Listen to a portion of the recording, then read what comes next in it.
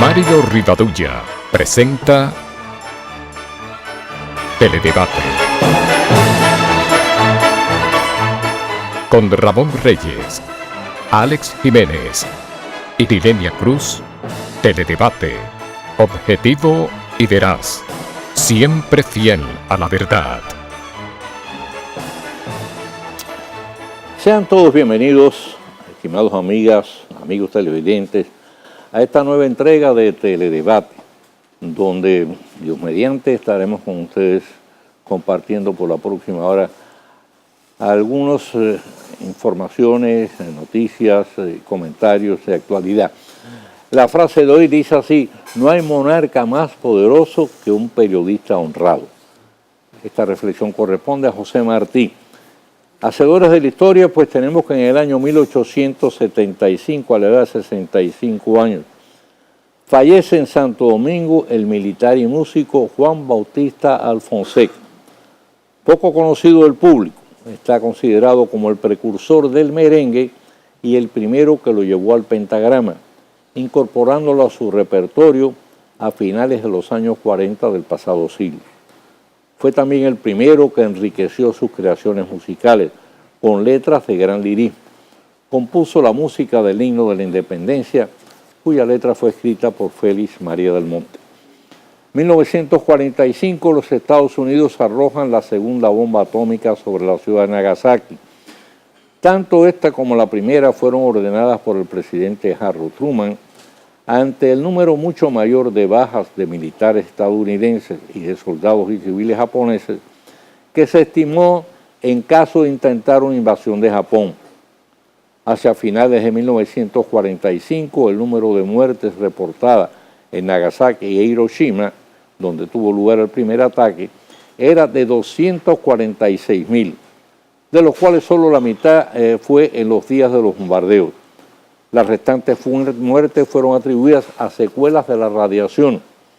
Con anterioridad al lanzamiento de ambas bombas, la aviación norteamericana, en el espacio de 6 meses, sometió a intensos bombardeos 67 ciudades japonesas. Pero solo el lanzamiento de las bombas atómicas provocó la rendición de Japón. Hiroshima ha quedado como un dramático testimonio del poder devastador de las mismas y originó la firma de pactos que comprometen a las naciones a no hacer uso de las armas atómicas y utilizar la enorme energía del átomo solo con fines pacíficos. Pues tenemos que ayer en Teledebate el director general de la Superintendencia de Salud y Riesgos Laborales, ISARRIL, Pedro Luis Castellano, ofreció la primicia, aunque sin entrar en detalles por razones de elemental discreción, de que frente al anuncio del presidente del Colegio Médico Dominicano de iniciar una serie de jornadas de lucha, incluyendo un paro la semana próxima en los hospitales de la región sur, el gobierno presentaría en el día de hoy 4 propuestas opcionales para que de manera colectiva o individual los gremios del sector salud que participan en las negociaciones con el gobierno pudieran elegir la de su mayor conveniencia. Para hoy se había anunciado que 14 de esos gremios acogerían a las mismas. No obstante, el doctor Castellanos, a quien le correspondió evaluar la sostenibilidad de esas propuestas, aclaró que aun cuando el Colegio Médico Dominicano no las aceptara, el gobierno mantendría la disposición de diálogo con el mismo. Aparentemente, la táctica que pretende utilizar el doctor Suero sería la de no romper la posibilidad de la negociación, pero fortalecer su posición con un plan de lucha que presiona a las autoridades. En este plan de lucha no hay nada novedoso, más de lo mismo. Paros hospitalarios, miles de pacientes pobres que se quedan privados de los servicios de salud.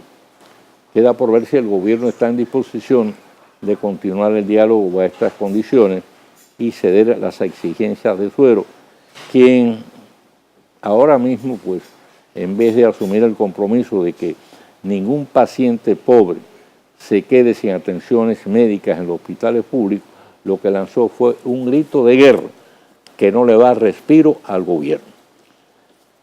Y por otro lado, el propósito de hacer avanzar la docencia nacional por los caminos del progreso digital ya había sido anticipado meses atrás con vistas al nuevo año escolar.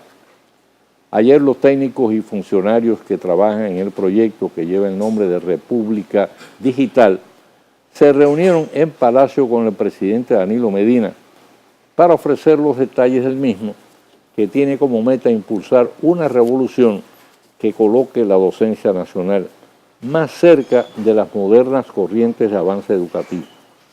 De entrada se llevará a cabo un plan piloto en 200 escuelas escogidas para ese fin, abarcando un total de 65.000 estudiantes y 5.200 maestros del sector público. Una medida prudente para evaluar sobre el terreno la eficacia del mismo, corregir posibles errores, llenar lagunas si ocurren y poner luego en marcha un plan debidamente afinado que permita alcanzar los más óptimos resultados. Conforme avanza la campaña presidencial estadounidense, la incógnita de cuyos resultados será despejada el próximo noviembre, cuando se abran las urnas para escoger el presidente y el vice de la nación más poderosa del mundo, la candidatura del controversial magnate Donald Trump parece estarse desinflando. Las últimas encuestas le otorgan a Hillary Clinton una ventaja de 8 puntos, el doble de antes de las convenciones republicanas y demócratas. Ahora Trump recibe dos nuevos golpes.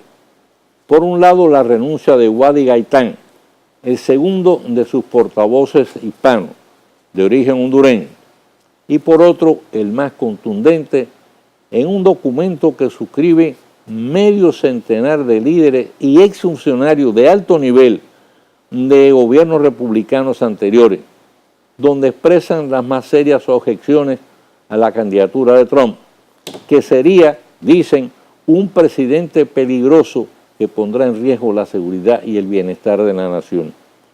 También advierten que de llegar a la Casa Blanca será el más irresponsable presidente de la historia estadounidense. ¿Y quiénes lo firman? Bueno, pues entre los firmantes figuran John Negroponte. Este fue director nacional de inteligencia, y Robert Selig, que fue director del Banco Mundial, así como Michael Hayden, también que fue de la CIA, todos los cuales sirvieron en el gobierno de George Bush. Lo cierto es que desde su nominación, Trump no ha dejado de dar tropiezos y hablar barbaridades. Y ayer hubo una actividad muy importante, un grupo de periodistas, tuvimos la oportunidad de escuchar al ministro de Obras Públicas, Gonzalo Castillo, y al director de AMET, el general Frener Bello, hacer la presentación de los 8 corredores viales que en las principales arterias de mayor tráfico vehicular serán inaugurados el próximo 20 de mayo. Esto va a ser 2 días antes del inicio del nuevo año escolar, que es cuando se origina una mayor congestión de tráfico. Ahora, estos corredores, según explicaron los técnicos, ahí hicieron una exposición, también con apoyo de elementos visuales, van a permitir dar mayor fluidez al tráfico y van a representar un ahorro significativo para, en este caso, los propietarios, los conductores, de tiempo, combustible, desgaste de goma y reparaciones. Pero además va a contribuir a reducir los accidentes vehiculares. El plan va a contar con supervisión y vigilancia permanentes, un adecuado mantenimiento y cuidado y embellecimiento del entorno. Allí precisamente, bueno, pues presentaron el personal que va a trabajar, personal pues de vigilancia, obviamente uniformado. Eso van a mantener durante todo el tiempo pues el ojo abierto para que nadie pues viole las normas, en este caso de esos corredores viales, o si se produce algún tipo de inconveniencia pues poderle prestar auxilio. Ahora mismo hay un desorden enorme en la cuestión esta del tránsito. Por ejemplo, está prohibido que los motores, los motoristas, los camiones, las patanas, pues utilicen en este caso tanto los túneles como los corredores. Bueno, pues eso ocurre continuamente de una forma totalmente irresponsable y totalmente impune. No solo eso, a cada rato usted ve que esa norma la violan motores, y cuando usted viene que, bueno, ¿quiénes son los que van en motor? Bueno, pues ahí van 2 o 3 policías o 2 o 3 militares, o sea que ellos son los encargados en este caso de velar porque esas normas se cumplan, son los primeros que la violan. Y así las cosas no caminan, ¿eh? Vamos a estar claros, todo se queda en pura palabrería. Y bueno, señores, lo que viene va. Esto lo hemos advertido ya durante todo este tiempo, ¿eh? El PRM y el PRCC, o sea, el Partido Reformista Social Cristiano, fueron aliados en las elecciones.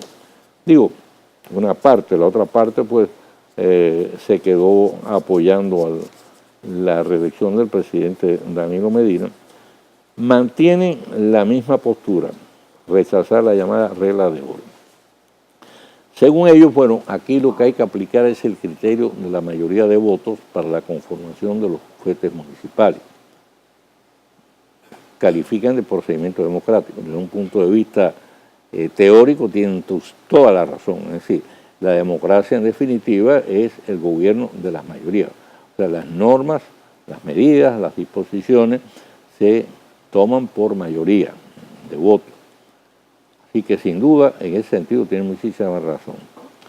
Pero sin embargo, ahora mismo luce políticamente inoportuno que reclamen la aplicación de esa norma. ¿Por qué? Porque al mismo tiempo ambos partidos aliados pretenden en cambio que sea consensuada la escogencia de los miembros del Consejo Nacional de la Magistratura, la Junta Central Electoral, el Tribunal Superior Electoral, las juntas municipales y hasta la Cámara de Cuentas.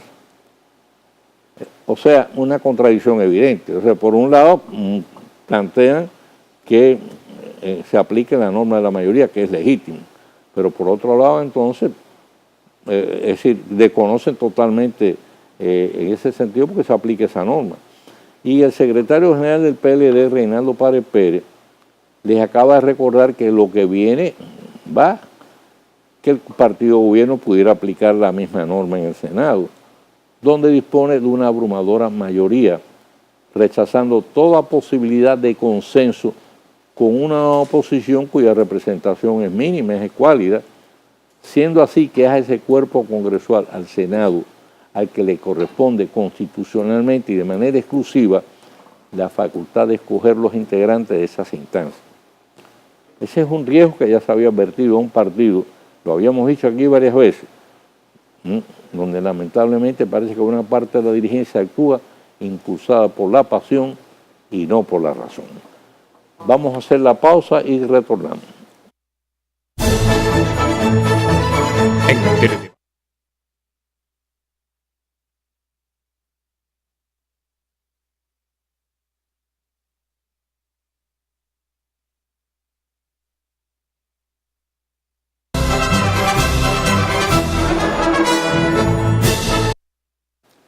Señores, esto es una gravísima denuncia. La hace Josefina Melo. Ella reside en el sector del Valiente.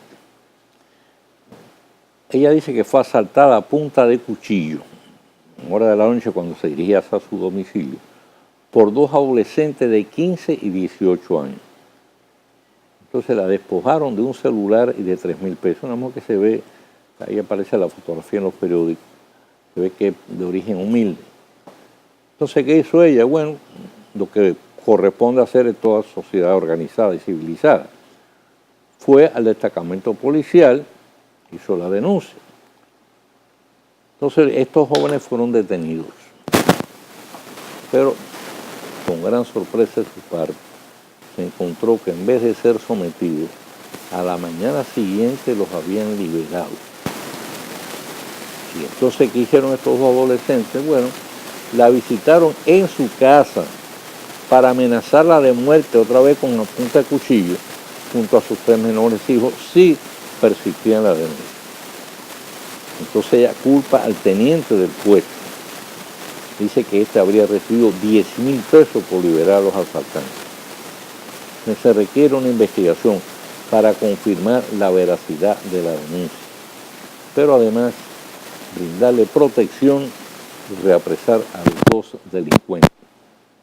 Esto no es un primer caso. Recuerden que vamos a estar claros, esto ha ocurrido con mucha frecuencia en los barrios. Policías inclusive que detienen de manera arbitraria a jóvenes y a ciudadanos y tranquilamente, bueno, si te manifiesta, te vas en libertad, si no, te acusamos, sigues preso, ¿eh? Eso ocurre con muchísima frecuencia y a mí me consta que es así, ¿eh? Porque he tenido que intervenir en más de un caso de esa naturaleza. Y este es un pleito, señores, que Casal que sigue, parece que está cogiendo fuerza.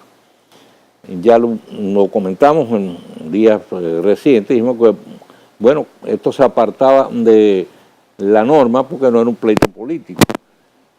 Este pleito es entre el Colegio de Abogados, cuyo presidente es Miguel Surún Hernández, y la Oficina de Defensoría Pública, que está dirigida por Laura Hernández. El primero, el doctor Surún, el día pasado acusó a los defensores públicos de ir a la cárcel y apropiarse de los casos de reos que según él pueden pagar por la asistencia legal, pero además de eso cobrar por su servicio. O sea, una doble ilegalidad en ese caso, de ser cierto. ¿Por qué? Porque los defensores públicos tienen que limitar en este caso su intervención a defender a aquellos reos que no disponen de recursos para pagar una asistencia privada de un abogado. Pero si es un reo que puede pagar, entonces el defensor público no tiene nada que hacer. Y si además de eso le está cobrando por su servicio, bueno, pues también totalmente ilegal, porque los servicios que tienen que prestar los defensores públicos son gratuitos, para eso lo paga el Estado. Pero esa acusación la rechaza la directora de la Oficina de Defensoría Pública. La rechazó en el momento que la hizo el presidente del Colegio de Abogados, y ahora ella vuelve a la carga reclamando de manera pública de Surún los nombres de los defensores públicos que estarían cobrando por los servicios que deben prestar de manera gratuita. Exclusivamente, repetimos, a aquellos sometidos que no puedan pagar la asistencia legal de un abogado. Laura Hernández le reclama presentar pruebas y califica de irresponsable la denuncia del presidente del Colegio de Abogados. Vamos a ver entonces, pues la pelota está en la cancha de vamos a ver cómo se defiende, qué es lo que expone y si de verdad pues dispone de las pruebas necesarias, decir, bueno, cuáles son los casos que se han producido y están confirmados de defensores públicos que estarían cobrando por su servicio, por unos servicios que deben ser prestados de manera gratuita. Y precisamente hablando del Colegio de Abogados, este ha presentado un recurso de inconstitucionalidad contra determinados artículos de la nueva ley orgánica de la Policía Nacional.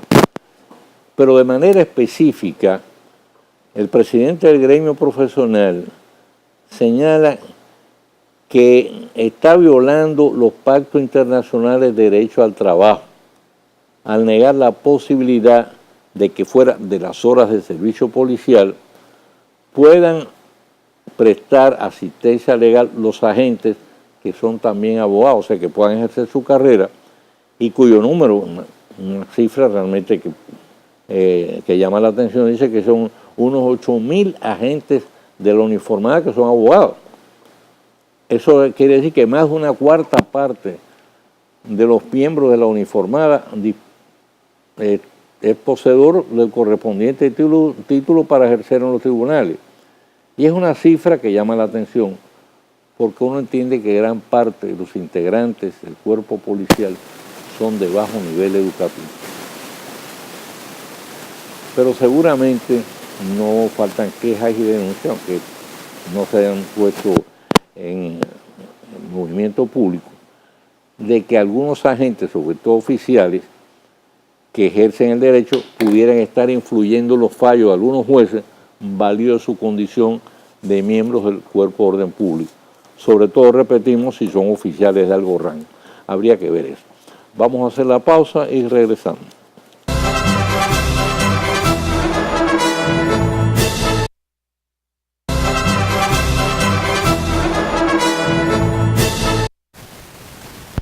Pues los trabajadores cañeros vuelven a reclamar que les sea reconocido el derecho a sus pensiones. En esa situación señalan que hay más de 5.000 obreros que laboraron en distintos ingenios de La Romana y San Pedro de Macorís. Esa gente echaron toda su vida en los cañaverales con trabajo duro, y cuyos expedientes de pensión continúan anclados en el Instituto Dominicano de Seguros Sociales. Señores, el atraso allí es increíble. Hasta 5 y 6 años para el reconocimiento o otorgamiento de unas pensiones que además son pensiones de 5.000 o 6.000 pesos. Pero además reclaman también que se les resuelva el problema de la residencia permanente, así como el seguro de salud. Esta es una lucha que lleva más de 10 años entablada, y en ese tiempo no pocos de esos cañeros han muerto sin ver reconocidos sus derechos. Y ahora anuncian una jornada de protesta frente al Congreso Nacional el mismo 16 de agosto. De paso, denuncian que entregaron a la Embajada de Haití 4.608.000 pesos. Para ellos es un sacrificio enorme. Para esa pobre gente va a reunir esa suma. ¿Para qué lo hicieron? Para obtener sus documentos de identidad. Y a estas horas, ¿sabe cuánto es lo que han recibido? 2 pasaportes. Es una situación que escapa lamentablemente al control de las autoridades dominicanas, que demuestra una vez más la falta de cooperación de las autoridades haitianas a favor de sus compatriotas residentes aquí. Y ojalá esas entidades, esas instituciones de la sociedad civil, religiosa y de otra naturaleza, que se preocupan y ocupan, en este caso de los haitianos, residentes en República Dominicana, que sus derechos les sean respetados, que denunciar cualquier tipo de abuso o atropello, hagan presión sobre el gobierno de Haití para que dote de sus documentos de identidad a sus nacionales aquí, porque ese es un requisito indispensable para poder obtener en este caso el permiso de residencia. Ya el plazo para el permiso de residencia se venció y el gobierno dominicano, con gran sentido de comprensión y tolerancia, lo ha extendido por 1 año más. Pero ustedes ven que transcurre el año y esa pobre gente van a seguir igual si no se le hace presión al gobierno de Haití. Y señores, a veces la solución de un problema trae aparejado el surgimiento de otro. Mire, con motivo de la construcción de esa comunidad modelo que es la Nueva Barquita, que ha sacado de la extrema miseria a cientos de familias que viven en las condiciones más terribles y han cambiado por completo su perspectiva, sus condiciones de vida, su visión de futuro. Bueno, ahora resulta que entonces hay un grupo de choferes que han estado realizando el servicio de concho hacia esa zona y entonces protestan por el anuncio que se hizo por parte del gobierno de que se va a llevar a la misma los servicios de la ONSA, lo cual le representaría a los residentes de la Nueva Barquita un gran ahorro en transporte. La mayoría de esa gente son pobrísimos. Pero además de eso, los sectores vecinos del entorno lamentan y se quejan de que el gobierno dice que no les ha cumplido las promesas de asfaltar las calles, que requiere mejorar el servicio de energía eléctrica, también promover un plan de empleo. Se quejan además de que se desconoció la fuerza de trabajo ociosa de esas barriadas para que los utilizaran en la construcción de la Nueva Barquita.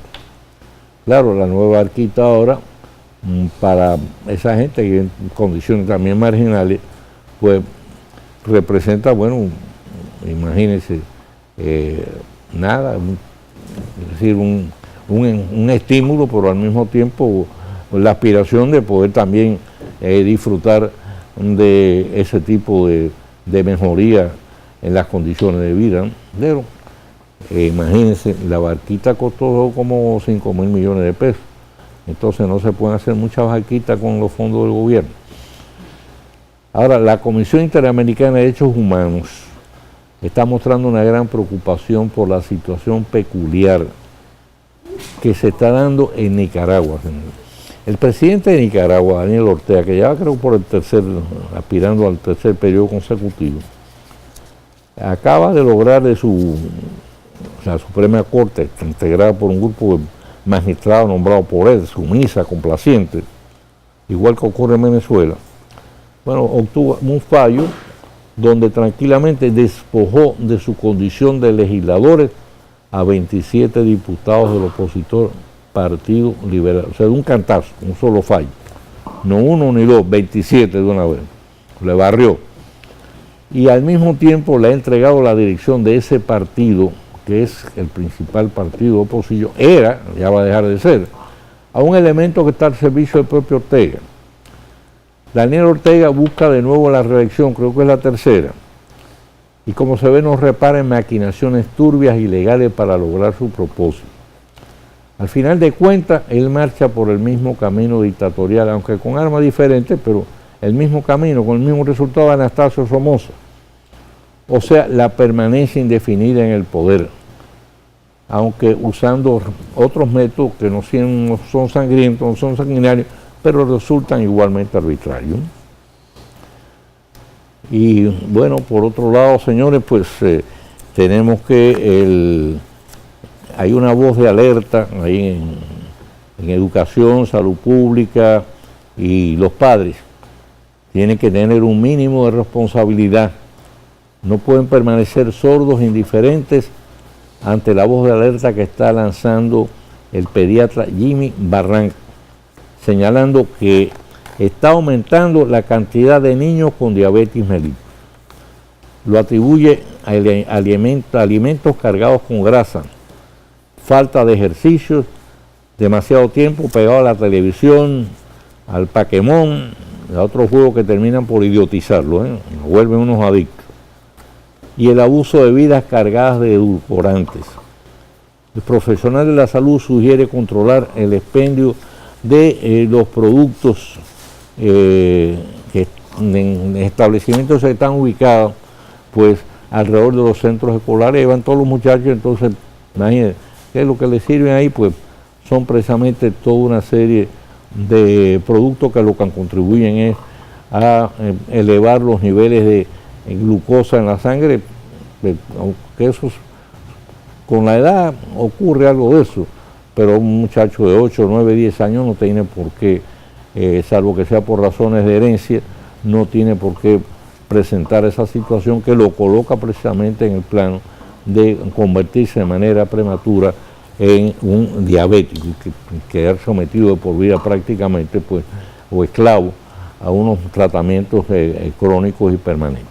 Vamos a hacer la pausa y regresamos.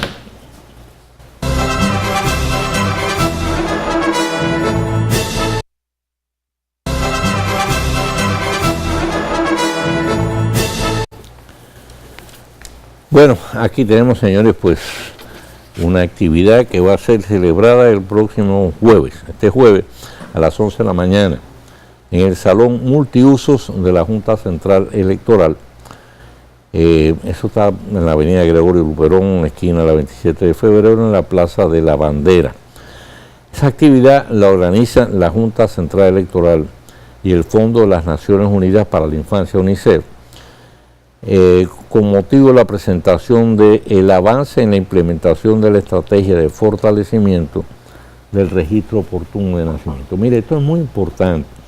Hay un plazo para inscribir, en este caso en el registro civil, bueno, pues a los muchachos cuando nacen.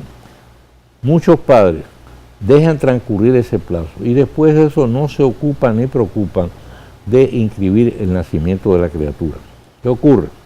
Pasan años, cuando ese joven ya es un adolescente, ya es un adulto, pues se encuentra que es un ser humano, pero carece de derechos civiles, carece de identidad. No tiene manera de demostrar su identidad. ¿Qué pasa? Si quiere sacar la cédula, no puede sacar la cédula porque no está inscrito. Si no dispone de cédula de identidad, no puede ir a un banco, abrir una cuenta, no puede cobrar un cheque, no puede obtener un trabajo, no puede obtener el seguro de salud, inscribirse en la seguridad social,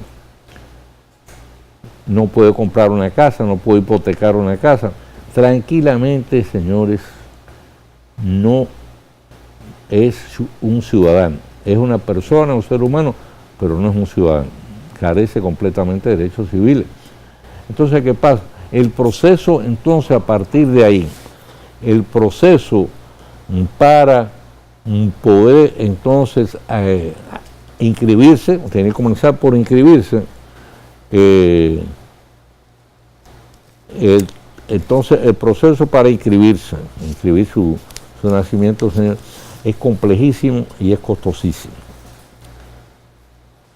Y entonces, para usted poderse ahorrar todo ese drama, toda esa tragedia, porque es una verdadera tragedia, bueno, lo que hay que hacer es ocuparse y preocuparse de inscribir el nacimiento de los hijos que usted tenga, inscribirlo dentro del plazo que establece la ley. Aquí hay cientos de miles de casos en esa situación. O sea, no son casos que se puedan contar con la mano, no son la excepción.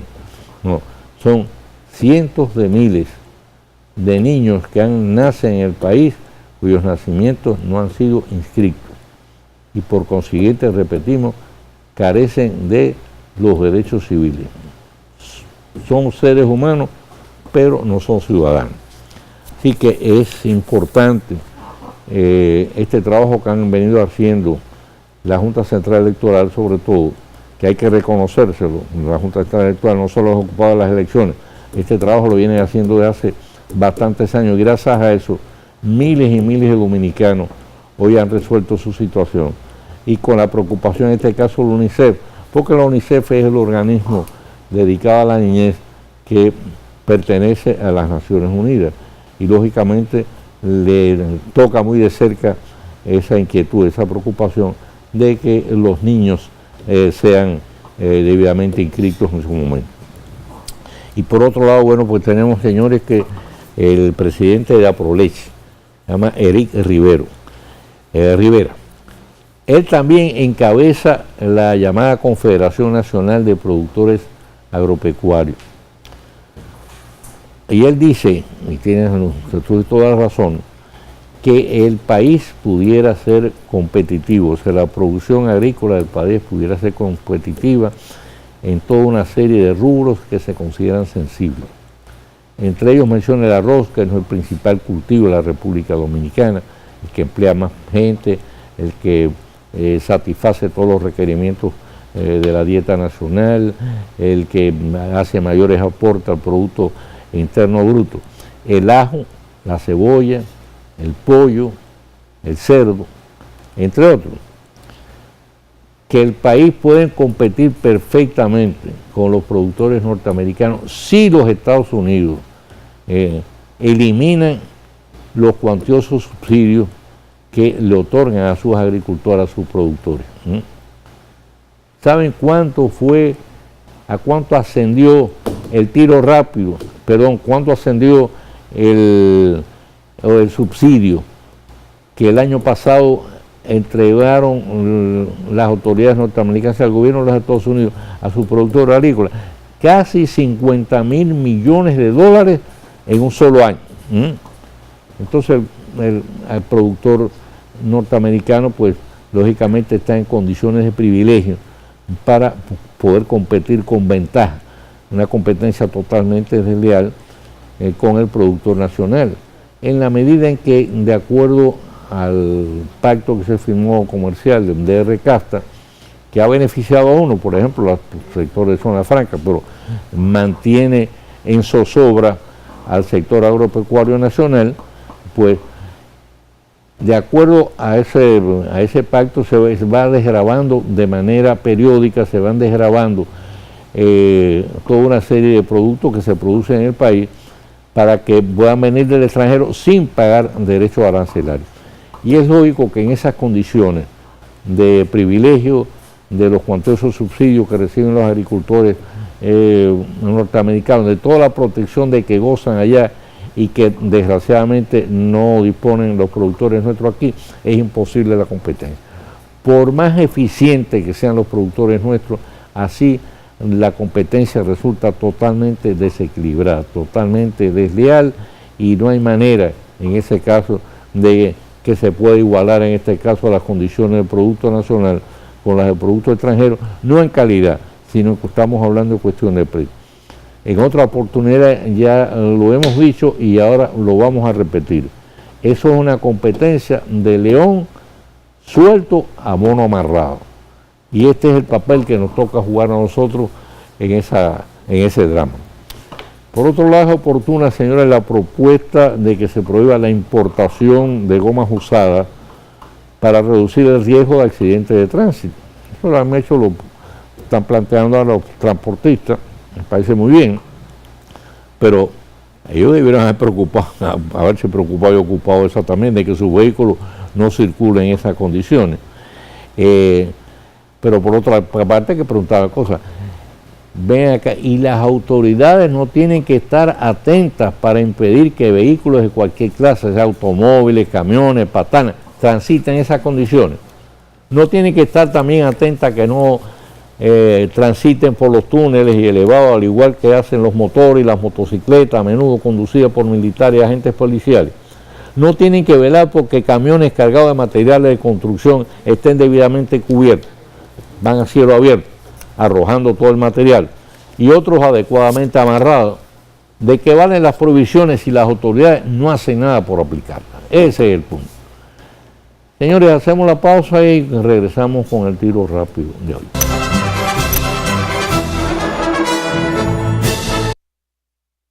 Teledebate, el tiro rápido, de Mario Rivadavia.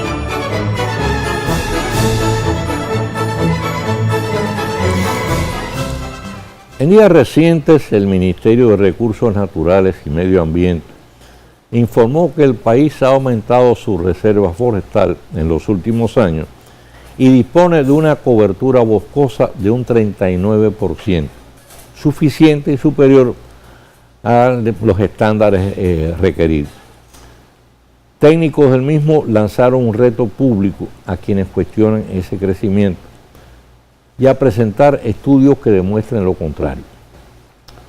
Con ese motivo, ahora le sale al frente la Fundación Moscoso Puello, cuyo secretario Andrés Ferrer apela a rechazar esos datos a un estudio realizado por la Universidad de Maryland que califica del más importante trabajo de su naturaleza jamás realizado. El mismo se titula Mapas Globales de Alta Resolución de Cambios de Cobertura Forestal en el siglo XXI. En dicho estudio se señala que entre los años 2000 y 2014, refiriéndose a la República Dominicana, el país registró una pérdida boscosa del orden de 1.536 kilómetros cuadrados. Ferrer reprocha a los técnicos del ministerio no tomar en cuenta la calidad de la cobertura boscosa y al respecto advierte que la constituida por plantaciones forestales o comerciales con especies no nativas no representa una cobertura de calidad. Menciona entre ellas la palma africana, los mangos, la leucaena y la acacia. Resalta en cambio la importancia de fomentar el inventario forestal con plantas nativas y endémicas, atribuyéndole a estas promover el funcionamiento óptimo de los sistemas acuáticos, el control de la erosión, la prevención de inundaciones catastróficas y la moderación del clima, entre varias características positivas. En esa misma línea de crítica a los datos ofrecidos por Medio Ambiente, el secretario de la Fundación Moscoso Puello llama la atención sobre otro estudio que, basado en el de la Universidad de Maryland, llevó a cabo el especialista dominicano José Ramón Martínez Valle, donde detalla la pérdida de bosques en 9 áreas protegidas del país. La más afectada de todas es el Parque Nacional José del Carmen Ramírez, con 89, nada menos que 89 kilómetros cuadrados de bosques perdidos. Eso equivale a un 12% del total de la superficie de la reserva.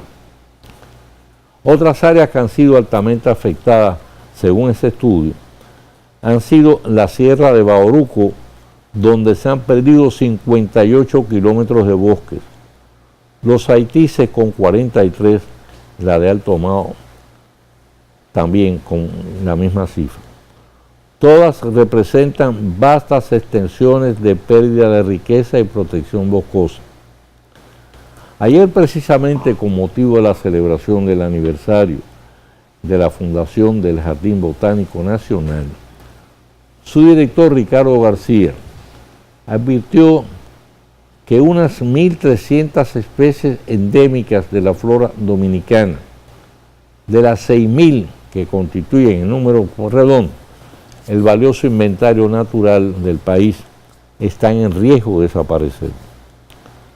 Hay que señalar, esto es bueno que la gente lo sepa, el botánico no es solo un centro de conservación y recreación del cual podemos sentirnos orgullosos, sino un centro de investigación y rescate de esa riqueza en riesgo con que nos regaló la naturaleza, y a cuya preservación no prestamos la debida atención, pese a su enorme importancia. Ni esta situación debe pasar de largo, como una información mediática más, que es desplazada de una vez por cualquier otro acontecimiento posterior, sin que se hagan los esfuerzos por salvar las especies amenazadas de extinción, ni las diferencias que existen entre los datos ofrecidos por el Ministerio de Recursos Naturales y Medio Ambiente sobre la cobertura boscosa del país y los de este estudio de la Universidad de Maryland, tampoco debe quedar como una simple discusión académica sin mayor trascendencia. Ambos son temas de importancia vital y exigen que se les preste la mayor atención. Y en este caso no solo por parte de las autoridades, sino de todas aquellas entidades privadas que de una u otra forma relacionan su actividad con el cuidado de la foresta y de la flora nacional. Mañana, Dios mediante, estaremos luego con ustedes con una nueva entrega de Teledebate. Bendiciones, tengan todos pues un feliz resto de la noche y no se muevan de frente a sus televisores para que puedan aprovechar y disfrutar de la programación de este canal.